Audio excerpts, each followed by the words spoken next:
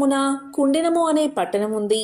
ఆ పట్టణం బంగారు ప్రాకారాలతోనూ బంగారు గోడలు కలిగిన ఇళ్లతోనూ ఉండేది. ఆ పట్టణం నందున చారుమతి అని ఒక బ్రాహ్మణ స్త్రీ కూడా ఉండేది. ఆ వనితామణి భర్తను దైవంగా భావించి పూజించేది.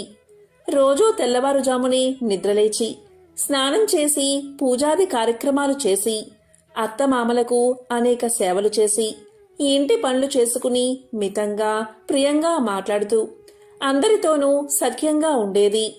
ఇటువంటి గుణాలు ఉన్న చారుమతి యందు వరలక్ష్మీదేవి యొక్క అనుగ్రహం కలిగింది. ఒకరోజు చారుమతి స్వప్నంలో వరలక్ష్మీదేవి కనిపించి ఇలా పలికింది. ఓ చారుమతి, నేను వరలక్ష్మీదేవిని. నీ యందు నాకు అనుగ్రహం కలిగి ప్రత్యక్షం అయ్యాను.